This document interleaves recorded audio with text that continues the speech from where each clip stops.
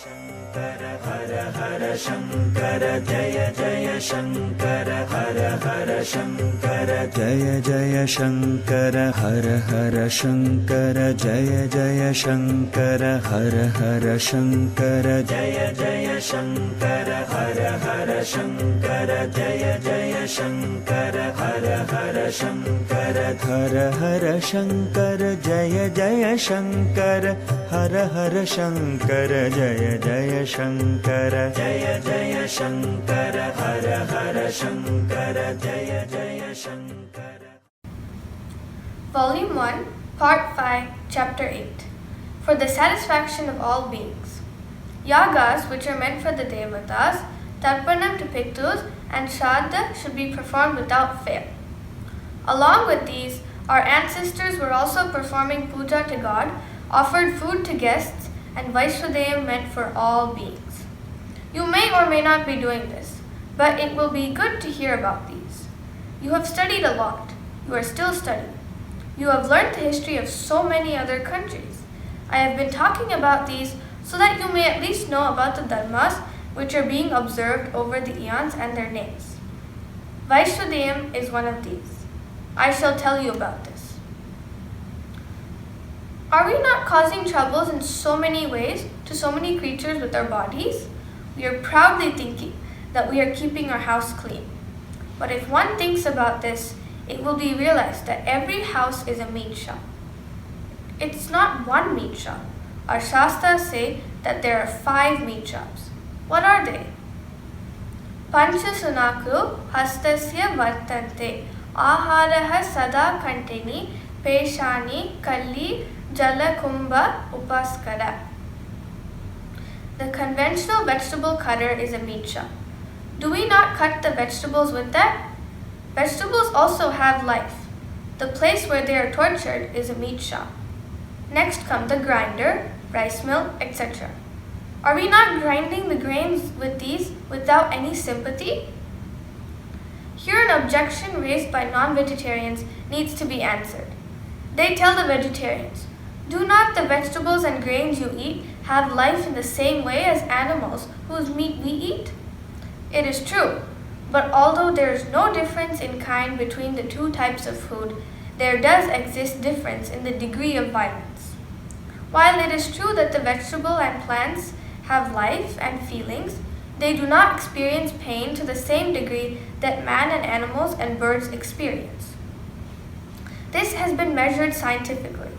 Apart from this, it is only a few varieties like greens which are pulled out from the soil along with the roots, but in respect of other plants, no physical harm is caused to them and only the vegetables are plucked from them. Plucking like this is like our cutting the hair or nails. The plants will suffer very little pain by this. There is not even much pain caused to plants when we eat fruits which are ripe and withering.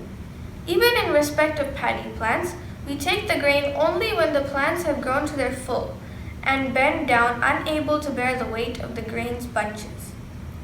Even if we do not harvest them, they will fall in a few days and perish.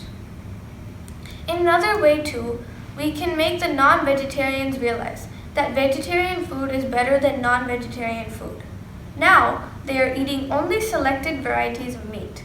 They say that white cattle meat can be eaten, but eating horse meat is considered by them inferior. During the World War, when the question whether horse meat could be supplied to soldiers was considered, the non-vegetarians themselves opposed the move on the basis that it is mean. In the same manner, when they consider it is civilized to eat animals, birds, and fish, they say that some tribals in Africa who eat human flesh, cannibals, are uncivilized and criticize them. When they tell us, just as what we eat have life, what you eat also have life, we can ask them in return, yes, when it comes to cruelty of life, all life is same. Why do you not eat human flesh and why do you make a distinction between human life and animal life? In the same manner, we make a distinction between animal life and plant life.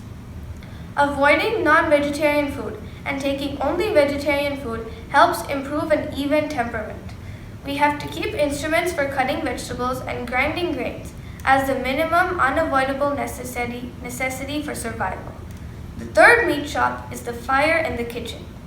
Several insects fall in the fire and perish. We put fire in one place. An ant must be moving there. It will perish. In the same way, we keep the pot in one place. If there is an ant or any insect in that place, it will get crushed and die. Since there is moisture in the pots which you keep the water in summer, and ants crowd over it, we happen to kill them. For this reason, the pot which water is kept is also classified as a meat shop. Lastly, Upaskaram is a meat shop. Upaskaram means what we use for cleaning the floor and mopping the dust and rubbish.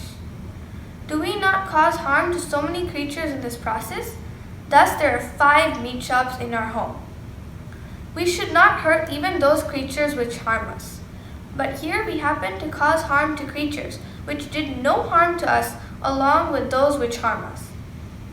When we think of this, we feel sorry that we satisfy the demands of our stomach by causing harm to so many creatures. But these are matters which we cannot avoid. We do not indulge in this deliberately. Therefore, there is atonement for acts which are beyond our control. The atonement thus performed is Vaisudeyam.